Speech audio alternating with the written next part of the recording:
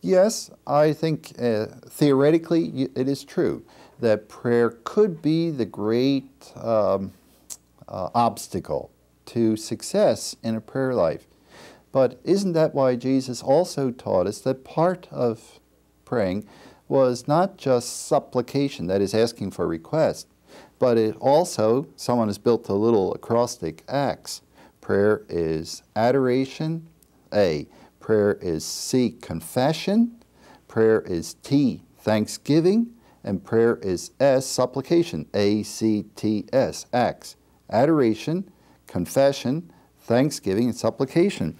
And it's this confession that is so important.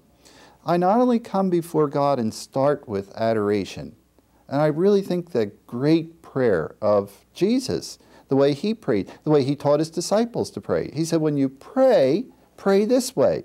Our Father who art in heaven, holy, hallowed is your name. He said, just think of the power of the name of God. That in itself is fantabulous. It is fantastic.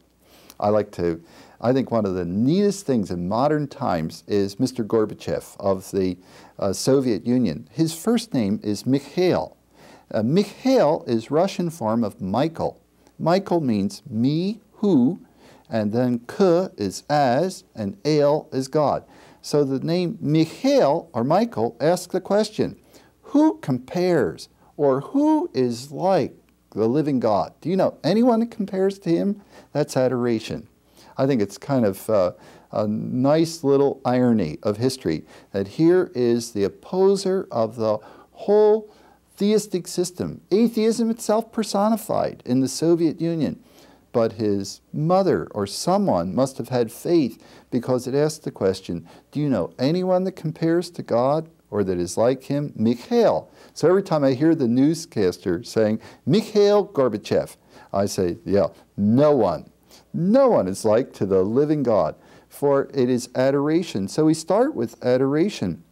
But then I think because we are sinners, we must also ask God, before I come into your presence with thanksgiving or with a request, thanksgiving or supplication, I need to also ask for personal forgiveness of my sin. And not only my sin, but corporately to pray for the sin of my nation, for the sin of my church, of my family.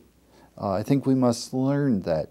And Jesus has promised that he will forgive, he will cleanse us. And we're able then to have fellowship, communion. I'm able to look God in the eye, as so to speak, to look him in the eye as I now come and say, and Father, I do have a request.